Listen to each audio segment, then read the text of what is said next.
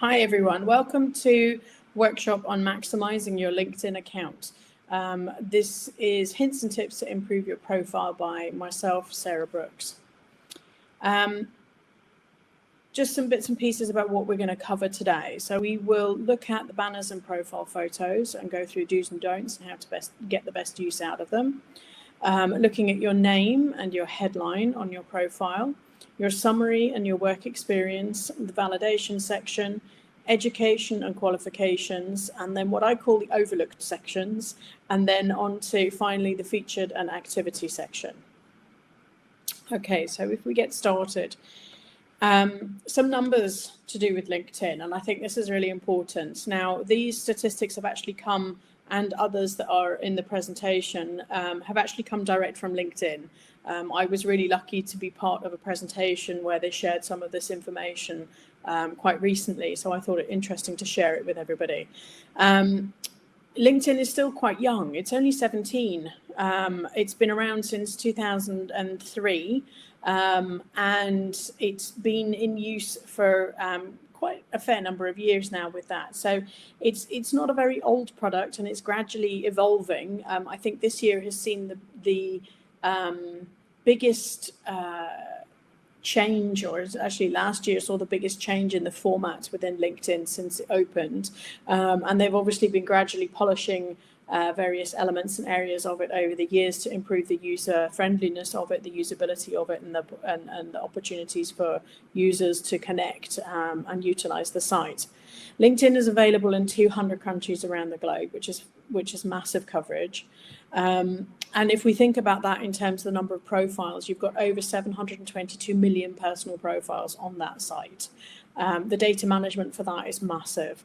You've got 55 million company pages, and over 14 million jobs are posted, and this is on a yearly basis. And they have now currently in their skills database a number of skills in excess of 36,000 listed. This comes from every profile that's entered, every job posting that's done. They consolidate that information. And then if you look at the newsfeed that you have with the content posts, either the activity for people sharing, writing a post themselves, sharing photographs, sharing job postings, or writing an article, they get over 280 billion content posts every year, which is really, really scary. And if you think you probably don't even see a tenth of that in your entire lifetime of using LinkedIn. So there's a whole world of LinkedIn that you're not actually even party to, and stuff that goes on that you don't see.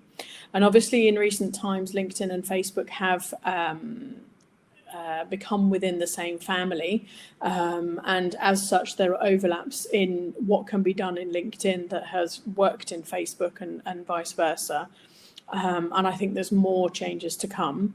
LinkedIn predominantly is a professional website. Okay, it's a professional connections website, and I remember when it started back in 2003, 2004, you literally only connected to people you physically knew, like you actually knew them to shake their hands, knew where they worked, and had lunch with them or something. Whereas now the focus has changed slightly away from that, and yes, that is an added benefit, but also to link and connect with people who are in your industry, in your area of expertise, in your sphere and field of work, to develop your network and your connections to improve your newsfeed, so just what you see is happening on the site, but also for a job searching feature as well. At the moment, especially with the pandemic that's happening, I think LinkedIn is probably one of the most used recruitment sources globally, and it's the single most trusted professional profile site on the internet. Many other websites, such as some of the local job-facing ones, Indeed, Glassdoor, Bait.com, Gulf Talent, they allow you to put together a professional profile, but I think LinkedIn tips the board with being the most trusted in terms of the data and the information that's on there. So we will go through your profile and literally kind of starting at the top of the page, as it were, on your profile and working through the various sections. Okay, now your banner and your profile photo, this seems to be quite an innocuous thing, But these are the first two elements. More often than not, your photograph, your profile photo, is the first thing that somebody sees about you on LinkedIn. And that will be because they see you liking or commenting on somebody else's post. And then they will go and investigate and see who you are. And then they look at your full profile. So the first thing they see is your photograph. If you have a photograph, as opposed to the lovely grey icon that I've got there, or any form of company logo, you will get 9 times more connection requests. You will get 21 times more profile views and 36 times more messages than somebody that doesn't have a photograph. Okay.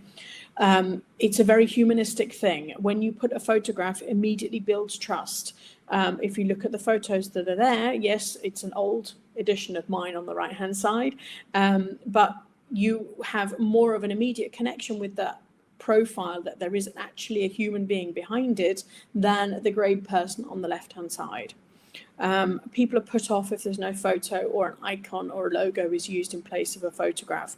And when I say put off, this is for making connection requests, for interactions, for trusting what is written by that profile, including posting vacancies, okay, posting any content or comment, as well as building networks and building trust.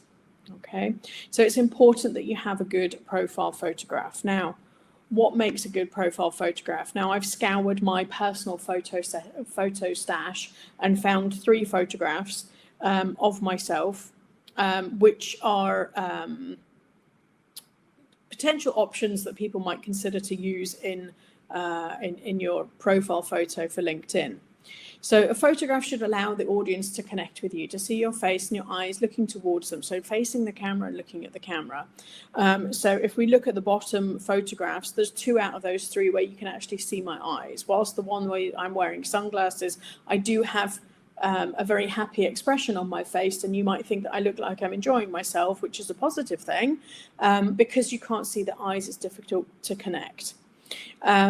Depending on your job and the type of work you do, it should be in keeping with that image of professionalism. Now, this means that if you are a doctor, for example, we wouldn't expect to see you in a swimming costume lounging on the beach as part of your LinkedIn profile. What we would expect to see is maybe of you in a business attire or smart casual, something in keeping with the position that you hold and the respect and responsibility that that conveys. Any attire or pose should be suitable for general public consumption and appropriate. I put this because there are those individuals who will want to put a quirky photograph to make their photo and their profile stand out from the crowd. By doing that, you get clicks. However, you may get clicks for the wrong reason. You may get views, people who are looking to take advantage. There are those people on LinkedIn, people who will send inappropriate messages, inappropriate documents and what have you through to the LinkedIn Messenger, who can also report your LinkedIn profile if they feel it to be inappropriate. So it's worth just having a think about what type of photograph you put on there and make sure that it is suitable for general public consumption and relative to the work that you're doing. Your banner. When you first set up your LinkedIn profile, you will have 9 times out of 10 a fabulous blue banner is provided by LinkedIn. And the banner is that section, as you can see on here, where it says utilize this space, is the bit at the top of the page. Now, this is only ever seen if somebody views your whole profile. It's not seen if you comment on a post, that usually only gives just your photograph, okay? And maybe a snippet of your headline, but not much more than this. If somebody looks at your profile very briefly, it's a good idea to use that space and to use it wisely. Give them some ideas about what business that you're in, what industry, what profession you have, and whether you're any good at it. Okay, it is an extension of your profile and can be used as a marketing tool. At the moment, we are in a buyer's market, and I say us, those of us that are looking for work are in a buyer's market. We're not in a seller's market. We are being bought by the recruiters, and at the moment there are many, many hundreds of us on the shelf that are being perused, so we need to stand out from the crowd. You can do one of two things. You can either source a photograph from the internet. There are some websites that will provide LinkedIn banners with the specific dimensions for you. And there are many, many people who are taking photographs for such websites, and they're free of charge. Or you can take one yourself and produce one yourself that fits your needs and meets the criteria for your professional to sell your space. We have some hints and tips on how to do that later on. Any photograph that you do use, again, should be appropriate, okay? It should be considerate of local customs of the country that you're in and the network that you predominantly mix with, as well as, I would suggest, as we've said, with the actual sort of profile photograph, to be suitable for public consumption. Now, if you wanted to, and I've picked this particular banner for a reason, if you wanted to have a bespoke, so a personalized banner created by someone, you can do that, and there are companies that do it. The banner here is actually from Bannerman Dan. Now, Bannerman Dan is a great story that was set up. He unfortunately lost his main source of income and business due to COVID pandemic in the UK and being made redundant. And he set himself up on being able to create banners and is selling them to people in LinkedIn for their profiles. He makes a bespoke banner. He gets to know the person, he gets to know their business, and we'll put together and create designs according to that. Some of them are absolutely fantastic, I have to say. He does a really, really good job. He's not very expensive. If you are interested in going down that route. Obviously it's in pounds, so you would have to do the AED conversion if you're watching this in the UAE, but he does have a good skill there, and it's well worth investing in yourself, especially if you're a company, for example. If you're an individual with your own business, it might be worth looking at something like this. I have put his LinkedIn tagline at the bottom there, so you can find him quite easily if you're interested after the presentation. Okay, so how to change your LinkedIn profile pic and banner. So on the left-hand side, you can see at the top, I've got my old version, and then I've got a new and updated version. You can see I've changed my photograph. I've changed my banner as well. Now, if you go into the LinkedIn newsfeed page and click on the drop-down arrow under your profile pic, and in the top ribbon, it will select View Profile. There is a pencil icon, which you can see in the top right-hand corner, and this is commonly used in many websites and applications to indicate places where you can make an edit. So click on each and then follow the prompts on how to do it. LinkedIn have added some fantastic options with regards to this in the last couple of months, which include adding filters on photographs, being able to zoom and crop. So you can actually reposition your banner or reposition your photograph exactly as you want to. There are free services. So, for example, the banner, my new banner, is actually one that I put together myself. I amended a banner that I found online that I liked and adjusted it according to my needs and did some editing free of charge. I haven't paid a penny for it, but I think it speaks volumes over my sand dunes. Whilst I love my sand dunes, I don't necessarily think it sold me as well as it could. And again, my photographs now, the photos, both taken from the same series of shots. They are professional headshots. They were done as a favor to me. Again, watching the pennies. So maybe you can find a budding portrait photographer who's looking to have some free headshots done, tit for tat. He can take your picture or she can take your photograph. You can use it for LinkedIn. Make sure you get a high quality one, and if preferable, a sensible background. Okay, so either a white background or a plain colored background behind you, or something that is non-fussy, so not too much busyness that detracts from the face of the person. Okay. On my new profile photograph, I have actually used used a tool on a website called Canva. There is an alternative website also, which is called, if I remember correctly, Remove BG, so remove backgrounds. You can set up free accounts on both of these, and it can crop out the background in any photograph. So if you don't have the opportunity to use a professional backdrop or have one with a a standardized color behind you, then you can use those kinds of tools to remove the backdrop and change it using software such as Canva or remove background. Moving on, your name and your headline.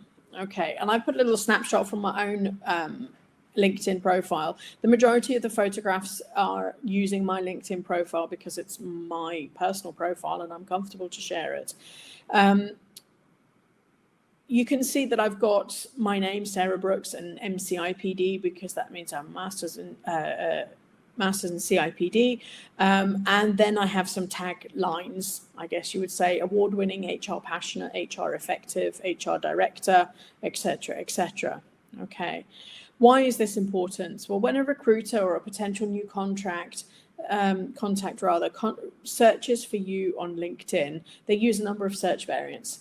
If they know your name, they will type it in, even if they don't know quite how it's spelled, but they know what you look like, then they will search around until they find you with the variant of your name and your photograph, which is why it's important to have a photograph as well. They might search on your position. So for me, they may search under human resources manager, human resources director, or just human or HR, something like this. They might search for you under the company you work for. They may search for you under your location, or they may search for you under your industry. So either under human resources or under hospitality or something like this. Now, the more information you can put that covers those elements in your profile, the more likely you are to come up in searches. Okay. Through your profile, you can see, even if you are on not on premium, the little gold LinkedIn icon there states that I'm a premium member. So I've paid for premium membership, which gives me certain access to certain areas, which are extended over and above the normal free LinkedIn membership. With the normal LinkedIn free membership, you can see some of who has viewed your profile. You can also see whether you've been represented in any searches, but you don't necessarily get the full details. So if you are just a normal LinkedIn member, then you need to make sure that you get highlighted in as many searches as possible. Your name. For me, I keep it simple. I have my qualification there as CIPD because it's important to identify me as a qualified HR manager with an HR professional within the industry. It's a quick and easy reference for somebody who is looking for someone with a CIPD qualification to see it. They don't necessarily need to look through the whole of my profile to find out that that's what I have.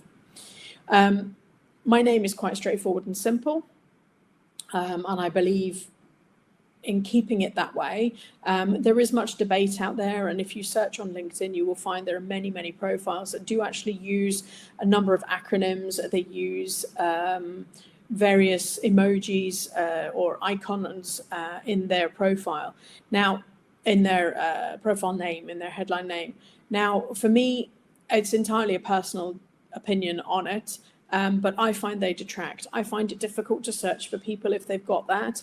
I find it off-putting when I am tagging them in a post, for example, or tagging them for a job vacancy, something like this. And I can find it off-putting. And actually, in some occasions, it can be detracting from the person's name. And it means that people may be put off in looking at the rest of the profile because they can't read the person's name properly.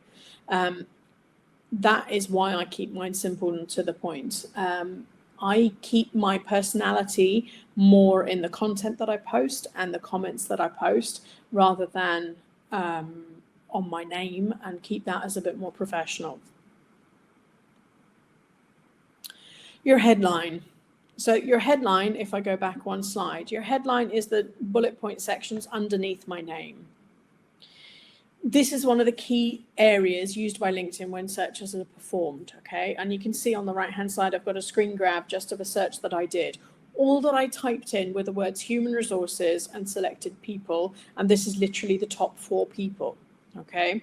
So you can see what comes up with the information. It literally brings the photograph, the name, the connection degree to yourself, whether they are a LinkedIn premium member or not, and then whether you can connect, message, or follow them only. That will be up to their privacy settings.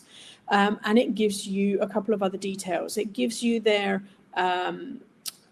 taglines, so their headlines that's there. And the first one, for example, is Human Resources Specialist at, and she's obviously working for various recruitment websites in Dubai and the region. It gives the location as being United Arab Emirates, which is important. And it also tells you what her current role is. A couple of other people that you can see on there have also got connection links. So other people who are connected in common is detailed there. All right. And it's interesting to read and go through these things. This is why it's important to make sure that your headline is a good headline and it covers all the bases, because you need to come up in those top search responses in order for a recruiter to look. He's not going to necessarily look through page 5, 6, 7, 8. He might not even get past page 2.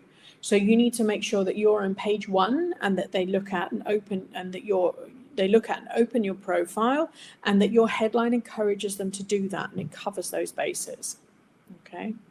This is really the third opportunity that you have to sell yourself. Your photograph is 1, your headline is 3, and your profile is your profile banner is number 2. Okay.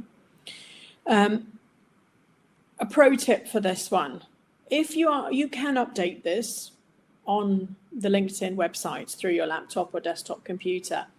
However, it limits the number of characters you have.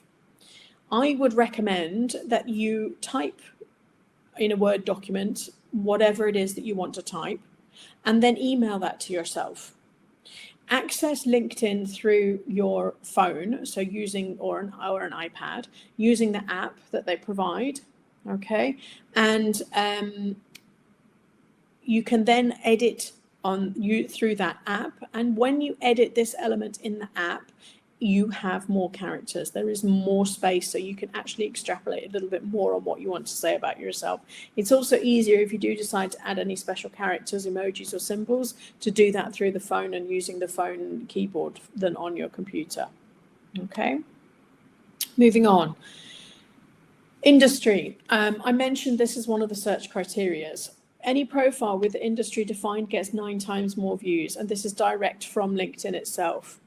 You've got 300,000 people search for profiles based on industry alone. So they do exactly what I did, and all they do is type in human resources, or all they type in is data analyst, or all they will type in is ACCA accountant, right?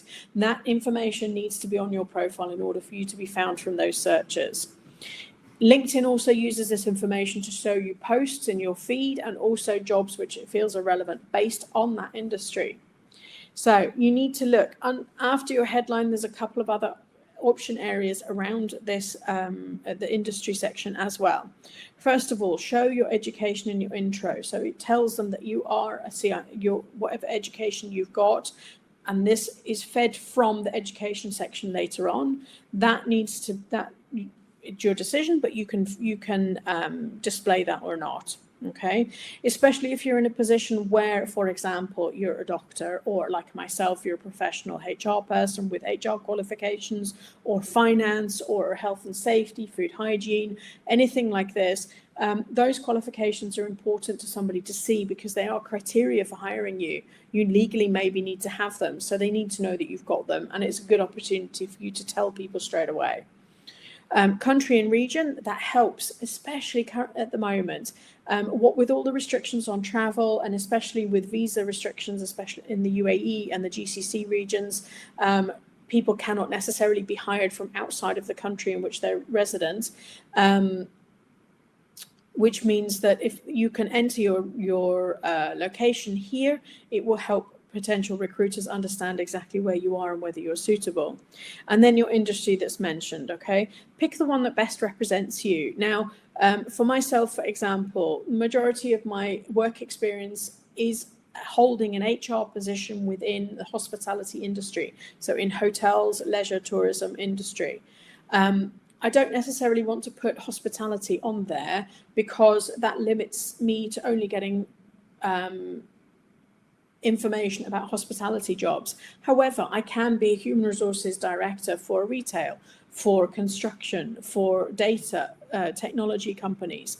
So by putting human resources in that industry box, it just opens up the field a little bit bigger for me. So think about whether you want to be known for the actual industry and the type of company you work in, or the position that you hold within those companies. Your summary. This is your chance to sell yourself in a good paragraph and words. LinkedIn have recommended that it needs to be 40 words, or at least 40 words or more. They need to be carefully chosen words. They need to be in the first person. They need to, so saying, I have done something, not he has done this or she did that. Make it interesting to read. Don't make it over lengthy. Use full sentences. Use the full terms, and then you can switch to acronyms. Don't assume that everybody knows everything about your job. Incorporate keywords, but don't make it a list or make it too heavy. It's got to make sense. Highlight your work passions, and if you have aspirations for the future, i.e. I would love to hold this position in this type of business, include that as well. A pro top tip is to use the section to sell your skill set as a product. Look at, and this is something I've done, you can have a look on my profile, is identify something that you're good at in your work and something that's a particular passion of yours. Convert that into a pain point that majority of companies of that would face, and then use the space to sell you as being able to solve that. So for example, staff turnover in an HR environment, or recruitment process in an HR environment, something like this. How can I solve that problem for you? And remember that you're in a buyer's market. You need to sell yourself. Whatever, as with anything within what you're writing in LinkedIn. So in your summary, in your work experience, in your qualifications, in your skills, please make sure that you are not being dishonest in what you're writing. Be truthful. You can polish things a little bit, but it's not about making up stories, making up examples, and making up qualifications. At some point, you will be asked to validate them. Your work experience. Now, this is probably the bulk of your LinkedIn profile, and it needs to be done correctly. According to LinkedIn statistics, if your work experience section is completed fully and correctly, you will get 5 times more connection requests, 8 times more profile views, and 10 times more messages. And I have to say that when I look at other people's profiles, knowing this, it does give me a feeling of whether or not I want to connect with that person or interact with that person. First and foremost, it is in reverse chronological order. So the most recent job is first, and make sure that you do enter your most recent job. Okay. No ninjas. I put this in jokingly. There is a trend for individuals to create job titles for people and make individuals have a funky different name, and to remove the boredom of positions. Okay, I will give you an example. In a previous environment in which I worked, the HR department were known as the magicians. Now, I didn't have a job title with chief magician on it. My contract actually did have director of human resources, but I would not want to use magician on my LinkedIn profile, because not everybody would understand what I was talking about. So no ninjas. If you have a very niche or trendy job title, please use the recognized equivalent for the marketplace. When you're entering the company that you've worked for, most companies have got a LinkedIn company profile page. Do a quick search for it. Find out how that company lists itself. When you find out how the company lists itself, use that terminology for the company name on your profile in your work experience in that company. This means that the logo will display, and there is a direct link through to that company profile page.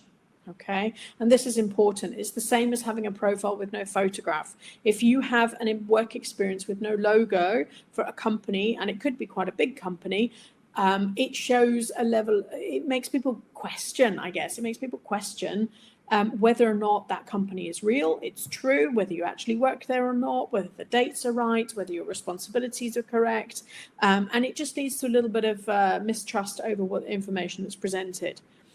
If it's only one that's missing out of the whole of your, because there is no company profile page, out of all of your work experience, that's passable. But if the majority of your work experience doesn't have logos, then you have a problem, okay? And it needs to be corrected. If you don't have a logo, I would suggest that you do put a link to the company website in your work experience description, okay? This leads me on to the next point, which is there's no recruiter anywhere in the world that knows every single company. Help them out. Let them understand from you what that company does. Tell them how many business units it had. Tell them how many employees it had. Tell them which part of the globe it covered or what its specific business responsibilities were. Give a very brief description, 2 or 3 lines worth, bullet points as you like, over what, sort of key statistics about the business. Help them understand where you worked and the company it was, and then into the job that you did. Include your responsibilities. Obviously, when you're holding the same position or type of position repeatedly, it can get a little bit boring to say, and I give you my example from myself, I've done job descriptions, I've done policies and procedures. It's still worth to include it, but you don't need to labor over it. It doesn't need to be war and peace, okay? You literally can just bullet point job descriptions, covering policies and procedures, and whatever other terminology and responsibilities you have. The most important thing, first and foremost, is to detail your accomplishments in that position.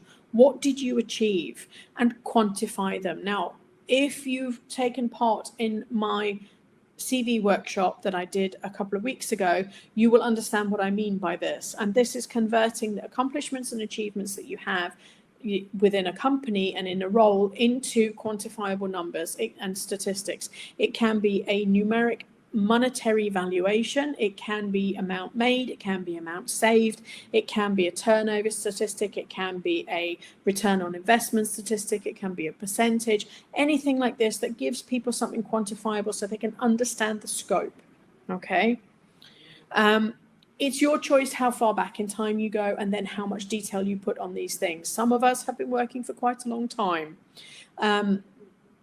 I have put early positions on there because it shows that I have a wealth of knowledge over and above just working in the HR. But I haven't given specific details over the jobs that I did in those areas. I've just given basic information. Otherwise, your profile does become a little bit lengthy to read and people can lose interest. Your validation sections. This is where you can gather input from other people to validate the information that you're putting and your skills and expertise in areas. You have skills and endorsements and then recommendations. Let's look at the skills and endorsements first. I put a screenshot on the left-hand side of what my skills presentation is. You can highlight 5 key skills and have those sort of flagged up at the top of your skills. This is what's seen in your public profile. You then have the details of all the other skills that you present. And that you have. You can amend them. You have the little pencil icon there and it says add a new skill to the left of it.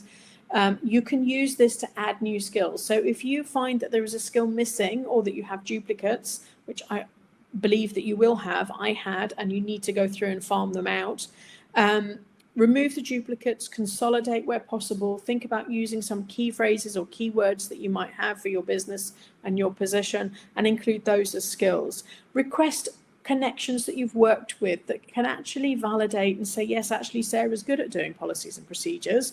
Have them validate and endorse those skills and say, yes, Sarah's very good at these. And that's what the little numbers are next to it. So if you look down at the bottom under industry knowledge, you've got hospitality management. I've got 66 people saying that, yes, Sarah knows about hospitality management. I've got 59 people saying, yes, Sarah knows about succession planning. Okay. And as you can see at the top, I've got HR policies. Over 99 people, more than 100 people said that I know about HR policies, which is great. And there are some lists there are a few names that are mentioned there. And it also says that I've been endorsed by 5 people from one of my previous employers. Okay, and that's important because that means that those people know and have had experience of me demonstrating my knowledge of HR policies. Okay. If you have 5 or more skills, you will get 17 times more views. This is another magic number from LinkedIn. It may or may not be true, but it's worth to bear in mind, and it's very much worth putting on there. These skills sections come up actually in other ways when it comes down to applying for jobs online. This is where, when you apply for a job through LinkedIn with the easy apply, or even without the easy apply, but where there is specific skill criteria, LinkedIn tells you you've got 7 out of 10 or 3 out of 10 or whatever it might be. That's because it's looking at these skills to see what you have and how you match. Recommendations. This is your references. This is where you can target your best connections to shout about how wonderful you are and how good you are at your job. With regards to recommendations, it's a good rule of thumb to give to receive. So if you provide a recommendation to someone, 9 times out of 10 they will reciprocate. When they do, you get to check it before it gets posted on your LinkedIn profile. You can return it to them for an amendment, or you can accept it as it is. And then if you really don't like it, you can hide it from your profile view so that people won't see it. All right. You can see that I've got listed there. There's received 11 and given 8. So I need to up my game a little bit more and give a few more recommendations and gradually add a few more into there. The latest ones I've got there, one is from an actual ex-colleague, somebody I worked with, that's Jose, and that was done in July last year. And then Karen, who is an acquaintance and friend of mine here in Dubai, she and I have never worked together in a formal situation, but as she says, I'm helping her run a Facebook group, and I'm helping share information and give guidance and legal information from a HR perspective to members of that Facebook group. So she's been able to qualify my expertise from that side of things. So it's always worth thinking around about who you can contact from LinkedIn in your connections as to what recommendations they can give you.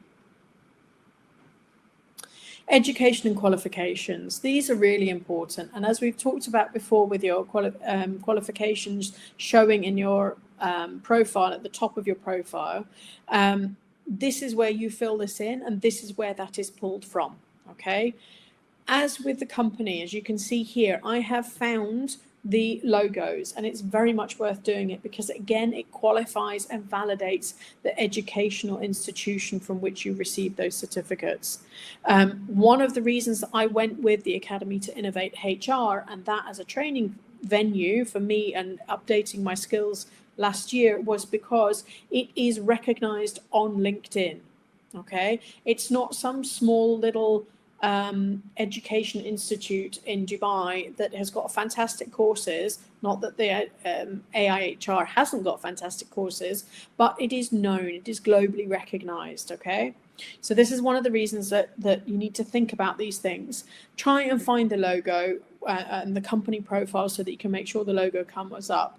The licenses and certificates section is slightly different, but again, you enter the name of the course, you enter who you've done it with, and if you put that name in properly, it will come up with the logo again, and you put your credentials in, you put the certificate details in there. This again helps to validate your experience and your skills and your suitability for a job if you're searching. On to probably one of the most overlooked sections, and hence the name of LinkedIn itself, because I don't think people realize what they can put into this. Under the accomplishment sections, if you click on the little blue cross, you get a drop-down box, which I've circled in red for you. You can update all of this into your profile. I haven't seen anybody that's done all of it and has something under everything. But this is something where if, for example, you are a fresh graduate or with limited work experience, but you have internships, for example, or you've recently completed project work through university courses, use this section to update that information. Okay, this is where, for example, I've got honours and awards. I've got 5 certificates, 5 awards that have been given to me throughout my career in the last 14 years. And that's where I've mentioned those elements. Okay, this is where I'm utilizing this section to highlight that to potential employers. I can also put my languages there, and you can identify to what level. Now, one of the negative things about the language settings is that when you click on it, it will tell somebody Sarah only speaks basic Arabic. But when you look at it on a profile view, it says that I just speak Arabic. So it doesn't give any qualification around that. Okay. But it's very much worth looking into these things. If you've had any books published or papers or anything like this, you can add it in there. It's well worth having a dig around to find out what's in there. That's in the accomplishment sections.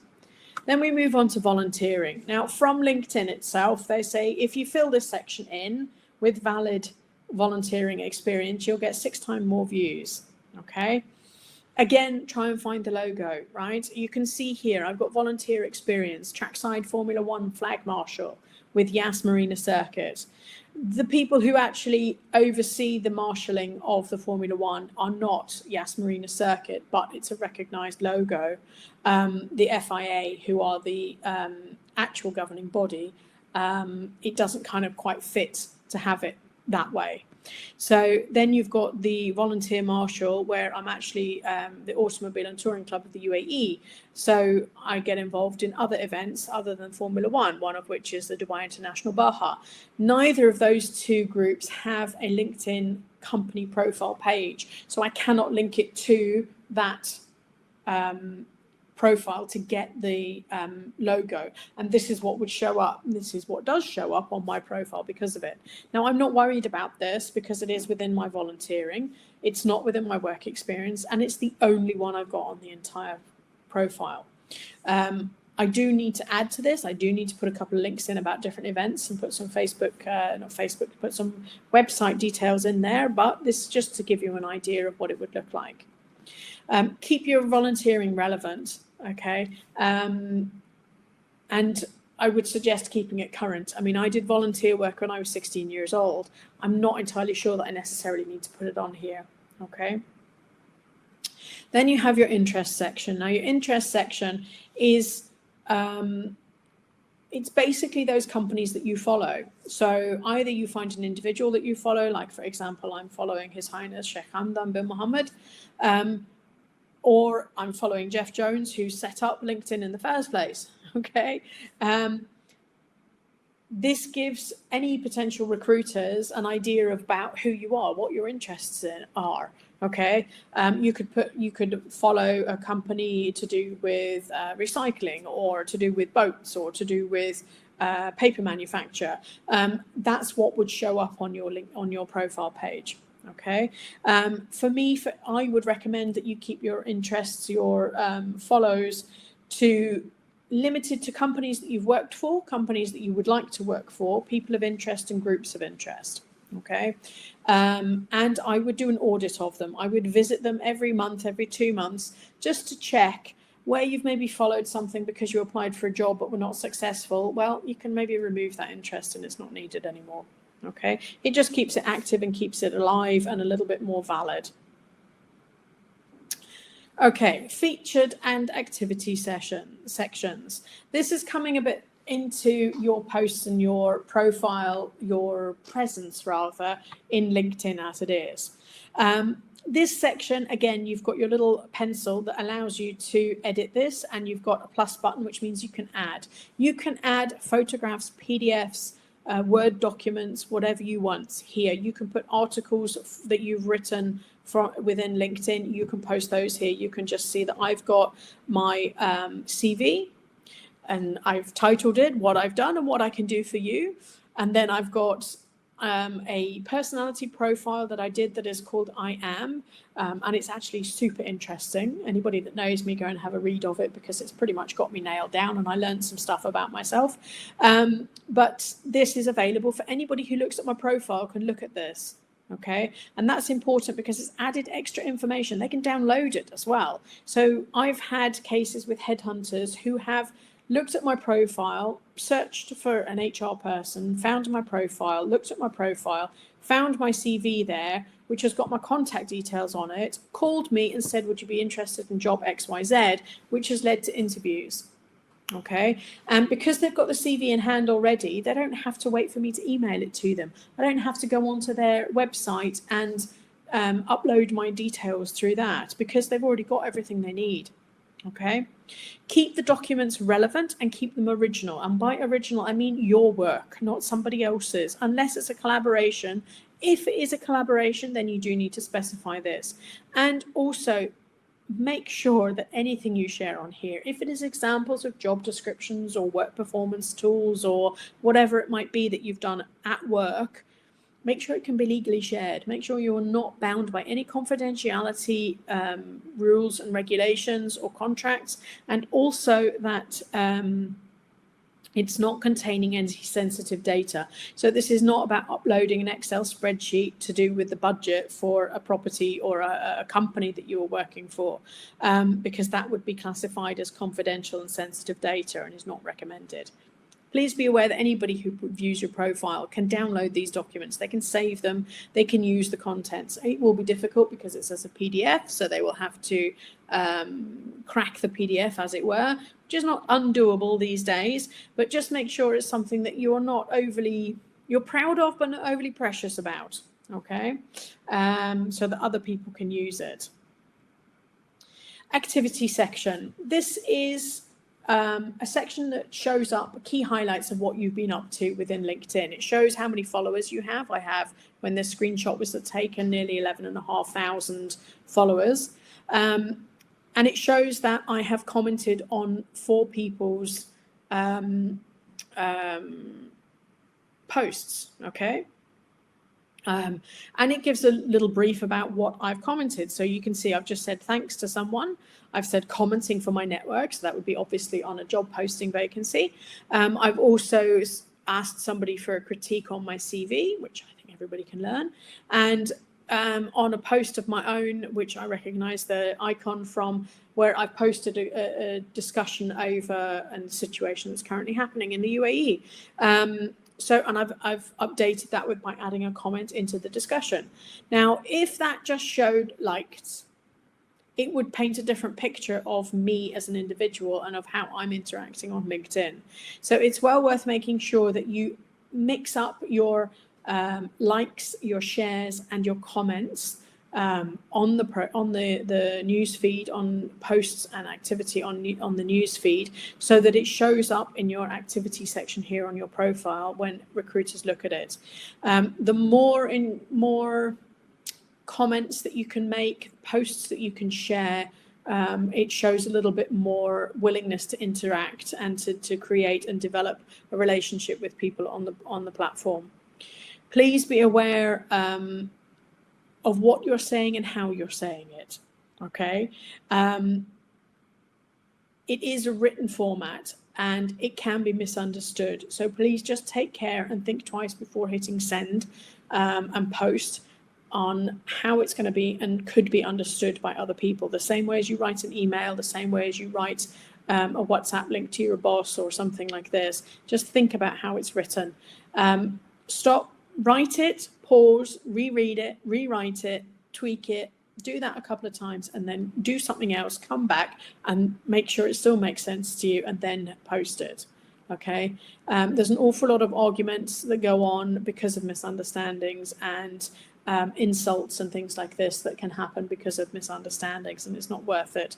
These things are stored, they do pop up in your profile, and it's the last thing you want as having a potential recruiter seeing something and saying, oh, well, we don't want to hire him because look at his attitude. Okay, so it's well worth just being mindful. Okay, that is the end of the presentation.